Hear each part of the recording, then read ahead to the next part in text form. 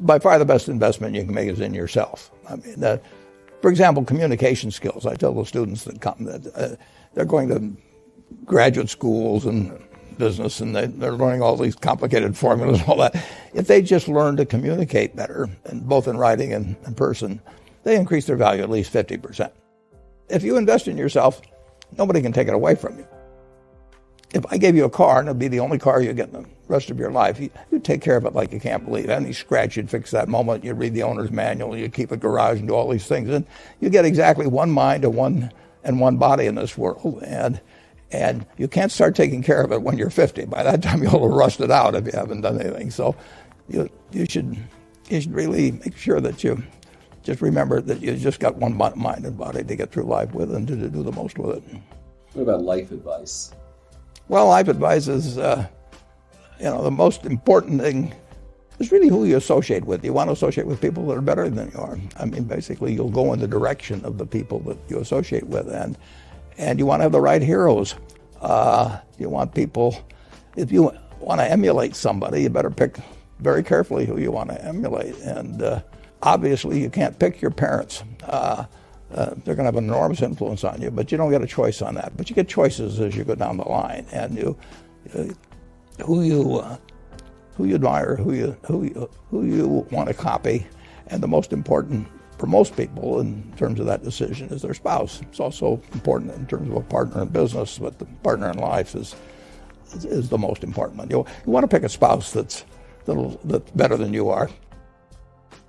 Biggest mistakes people make when investing?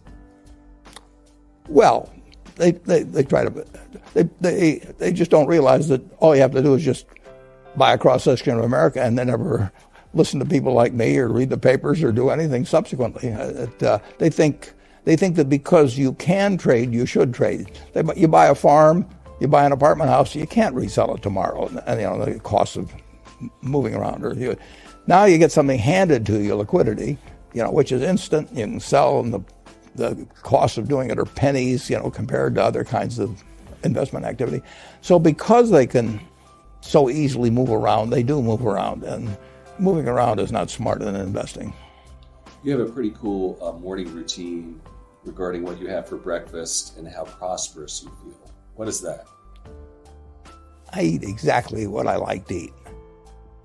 If somebody offered me a deal when I was 20 and said, you're going to live 1 year longer, instead of living to 88, you'll live to 89 or whatever it may be, if you eat nothing but broccoli and Brussels sprouts and onions and all these things. I just said, I'll take the last year off. It probably won't be that good anyway. So I eat exactly what I like to eat. Is business school worth it? Depends on the person. Much more than it depends on the school. I mean, I wouldn't worry. Some people are going to get a lot out of advanced education, and some people are going to get very little. And I don't even think it's important that every person go to college at all. I mean, we have all kinds of jobs at 70 or so thousand a year, or 80,000 a year, that college training is not of use. And I actually was not keen on going to college myself. Yeah, my dad kind of jollied me into it. He could get me to do anything, but I knew I could have a good time, and I liked investing, and I didn't really feel I could read the books.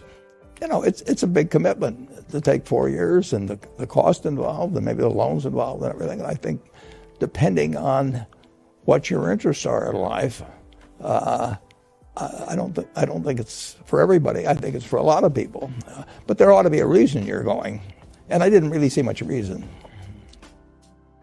If you get to be 65 or 70 and later, and the people that you want to have love you actually do love you, you're a success. I've never seen anybody that reaches that age. I mean, I'm not talking about somebody that's in extreme poverty or pain or something, but I've never seen anybody that, if they have a lot of people that love them, that is other than happy. And I've seen some very, very wealthy people that they give testimonial dinners to and name schools after and everything. And nobody loves them.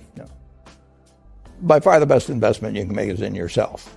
If you invest in yourself, nobody can take it away from you.